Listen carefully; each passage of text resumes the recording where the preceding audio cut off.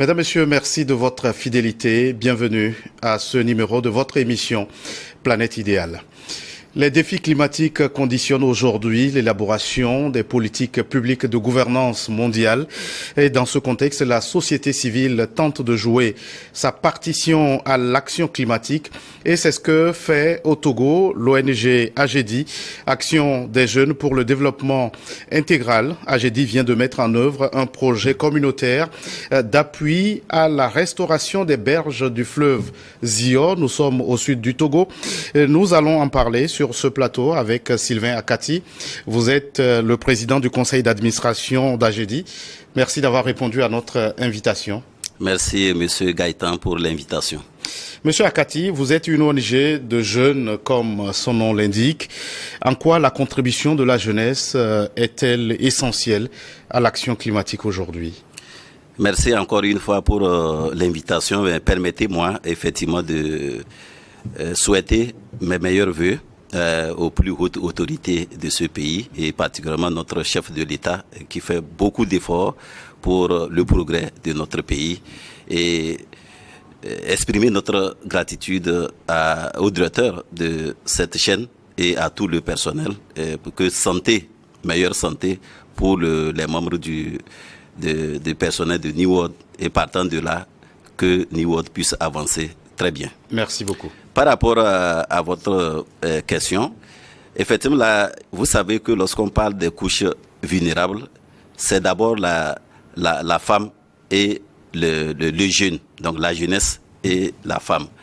Donc, c'est un moment donné, on a réfléchi pour voir quelle serait la contribution effectivement de la jeunesse dans des actions climatiques. Et on a créé cette ONG qui s'appelle Action des jeunes pour le développement intégral. Et nous avons commencé par l'agriculture. Et après l'agriculture, nous sommes allés sur des questions de protection de l'environnement. Et c'est dans ce sillage que les questions des changements climatiques, de lutte contre les changements climatiques est arrivée. Et c'est comme ça que nous avons commencé par mener des actions urgentes, prioritaires, pour aider le gouvernement à atteindre ses objectifs. Et vous êtes actif sur le terrain depuis 2008. La réalisation de plusieurs projets est à votre actif. Quel regard vous portez sur tout ce chemin parcouru? Quand nous projetons, quand nous disons que nous avons mené des actions, il faut dire que ça n'a pas été facile. Ça n'a pas été facile, mais avec l'engagement et la détermination que nous avons et la passion sur les questions environnementales, nous avons pu faire beaucoup de choses. Pas quand même pousser, mais on se dit que ce que nous avons fait, ça a aidé à contribuer ou à améliorer au couvert végétal. Donc, notamment, vous allez constater que nous avons mené des actions à Agou. Donc, à Agou, nous voulons atteindre l'objectif de 100 hectares. Donc, nous avons déjà commencé à reboiser 5 hectares là-bas. Vers le nord du Togo, nous avons reboiser 12 hectares dans la forêt sacrée de Titio à Carré, dans la commune Kouza 2. À Landa, nous voulons aller jusqu'à 100 hectares, mais aujourd'hui, nous sommes déjà à 5 hectares. Donc, nous avons entamé ce projet aussi à Landa. Et quand nous revenons à Lomé, nous avons déjà fait aujourd'hui 140 hectares. Donc, la première phase pour 40 hectares, carrément, c'est bouclé. Et l'année passée, avant qu'on aille à la COP à Toubaï, nous avons mis en terre 75 000 plants sur 115 hectares avant d'aller à la COP. Mais vous savez que l'ONG AGEDI n'intervient pas seulement que sur des questions de changement climatique. Nous sommes dans l'économie bleue, nous sommes dans l'agriculture. Donc, dans l'économie bleue, nous avons accompagné les pêcheurs pour tout ce qui concerne leur cadre de vie et surtout les femmes transformatrices de poissons à Katanga. Et c'est plus de 2000 pêcheurs que nous avons accompagnés.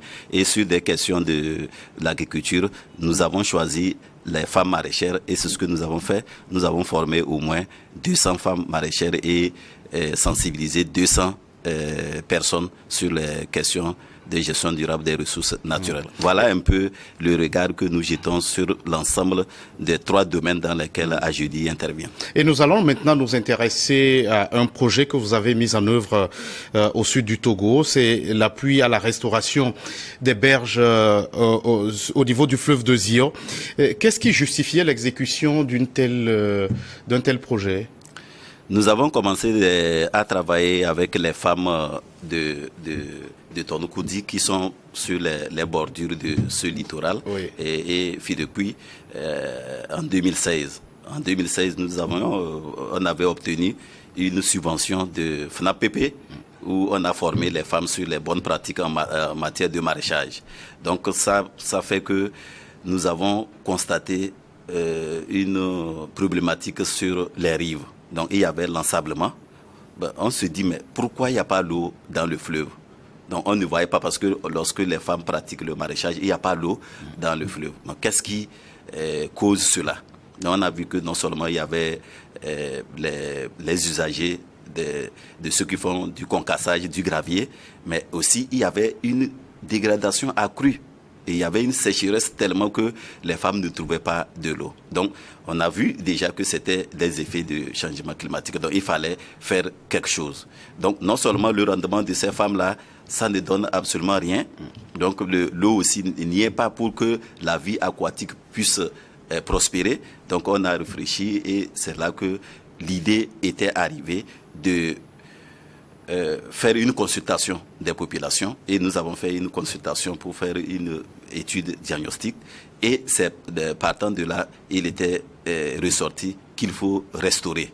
Il faut restaurer les berges là pour lutter contre au moins les inondations et sécuriser ces berges-là. Et donc, l'appel à manifestation du projet Waka étant arrivé, nous avons saisi l'occasion pour postuler, et la chance aussi est de notre côté. Nous avons gagné ce projet et nous avons commencé le travail pour au moins restaurer ces berges-là et ramener l'écosystème tel que il était auparavant.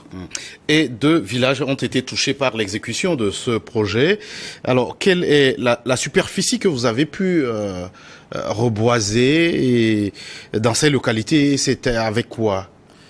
Je rappelais tantôt dans mes propos en disant qu'à Lomé, sur des questions de restauration, nous avons mis en terre au moins aujourd'hui plus de 150 000 plants. Donc cela représente effectivement combien d'hectares en termes de linéaire que nous faisons sur les berges. Parce que vous savez que c'est comme c'est sur les berges, ce n'est pas les superficies en tant que telles, mais nous suivons la rivière en allant. Et donc ça fait 5 kilomètres dans la première phase, ce qui représentait 45 hectares reboisés, et le taux de réussite à ce niveau est de 95%. Et donc les autorités ou le projet même a écrit pour vraiment nous remercier, nous féliciter par rapport à la réussite de ce projet. Et donc la deuxième phase concernait 8 kilomètres, c'est ce que nous avons fait sur 115 hectares. Donc aujourd'hui, ça représente à peu près 140 hectares au total, avec 150 000 plants que nous avons mis sur ces berges-là, avec des espèces diverses comme Kaya, Mélina et le Cola gigantea, avec d'autres plants à caractère fruitier, parce que vous savez que aujourd'hui, c'est ça, il faut aller aussi vers là pour développer les plants à caractère fruitier qui peuvent rentrer aussi dans des actions des activités génératives de revenus. Voilà un peu ce que nous avons fait sur les berges. Et aujourd'hui, nous sommes fiers parce que ça a permis d'atténuer les inondations. Ça a permis aussi de sécuriser un peu les berges, parce que vous savez, il y a les caïmans, il y a la vie aquatique dans ces zones-là. Et ces espèces souffraient. Il faut le dire, souffraient pour manque d'eau, mais aujourd'hui, avec la fixation de ces plantes, quand les berges sont restaurées, il y a maintenant de l'eau permanemment et la vie aquatique est normalisée. Donc vous vous félicitez d'avoir restauré cet écosystème? Nous, on se félicite effectivement, et les autorités aussi nous félicitent. C'est là je profite effectivement pour remercier et vraiment féliciter aussi les populations, l'implication des populations et les autorités locales, et notamment le préfet, le préfet ministre aujourd'hui qui est le ministre de l'administration territoriale, mais qui était avec nous, comme qui vous a accompagné dans l'exécution. Qui nous a accompagné dans la mise en œuvre. Il nous suivait pour voir effectivement qu'est-ce que ces jeunes-là font sur le terrain. Est-ce que ça peut aller, est-ce que ça peut donner, il nous encourager. Et effectivement, voilà, ça a donné. Donc, nous sommes fiers tout simplement de contribuer à l'amélioration du couvert végétal au Togo. Et nous continuons notre chemin, notre petit bonhomme de chemin. Et justement, vous avez parlé des populations locales. Comment avez-vous pu apprécier leur implication? Il faut dire que, comme tout projet, auparavant, au commencement, au début à l'entame du projet, les populations n'ont pas compris, n'avaient pas compris. Il y avait une certaine réticence. C'est ça, effectivement, il y avait une certaine réticence parce que les gens disaient que, voilà, vous êtes venus aujourd'hui, vous voulez rebaser là où nous, on fait le maraîchage et où on va travailler ou pour manger. Parce qu'on les a expliqué que ce n'est pas parce qu'on veut reboiser que vous n'allez pas travailler. Donc là, nous sommes déjà dans l'agroécologie. On les dit que même quand bien même on reboise, vous pouvez mettre vos cultures dans les arbres. Et c'est cette sensibilisation que nous avons menée avec l'intégration de l'utilisation de l'engrais bio pour changer les bonnes pratiques. Et petit à petit, la mayonnaise a pris. Et aujourd'hui, vraiment, nous sommes fiers que les populations se sont appropriés même du projet et se sont organisés, que chaque mardi, nous sommes ensemble sur le terrain et nous travaillons. Donc ça veut dire que notre force dans la réussite de ce projet, dans un premier temps, c'est l'implication réelle des populations. Et vous avez dit l'un des objectifs, c'est la lutte contre les inondations. Êtes-vous aujourd'hui en mesure de dire que ces pages sont tournées? Pas tout à fait, parce que si on dit la page tournée, parce que là, on a menti un peu. Mais vous savez que nous sommes, d'une manière globale, dans l'urgence pour les changements climatiques. Aujourd'hui, nous avons dépassé 1,5 degré Celsius. Donc, il fait tellement chaud. Et si vous constatez, ces derniers temps à Lomé, il y a une chaleur extrême, très extrême même. Et donc, ce qui montre encore que les changements climatiques sont réels et sont dans nos plats, et sont sous nos pieds. Et donc, mais dans notre zone, nous avons fait notre part et nous avons contribué à atténuer un tant soit peu à l'avancée des inondations et à l'avancée de la sécheresse. Et maintenant, nous pensons que il y aura séquestration du carbone et c'était ça notre idée primordiale. Donc les populations environnantes sont tellement fières que aujourd'hui, quand elles vont au champ, il n'y a plus les problèmes qu'elles rencontraient. Donc c'est là où effectivement c'est très intéressant parce que ça a permis effectivement de dire que il n'y a plus inondation, mais avec l'urgence, il peut y avoir des inondations, mais pas trop comme avant. Donc pas la page tournée parce que la lutte continue. La lutte continue et dans le cadre de vos actions, vous avez formé, sensibilisé les populations locales sur la gestion durable des ressources naturelles. J'ai envie de vous poser la question de savoir quel diagnostic avez-vous fait des causes de leur dégradation dans ces milieux? Je le disais tantôt, effectivement, vous savez, quand nous avons commencé le travail, je vous ai dit que c'est sur la base d'une étude diagnostique et d'une réunion de consultation avec les populations. Donc, les femmes disaient que, vous voyez, on utilise l'engrais chimique. Chaque jour, c'est l'engrais chimique. Et lorsqu'elles amènent les légumes, notamment à demain que nous appelons chez nous au Togo, pour vendre, des fois, il y a mes ventes. Et elles retournent le reste. 2 jours... Parce que ce n'est pas bio. Voilà, ce n'est pas bio. Une journée seulement, c'est gâté.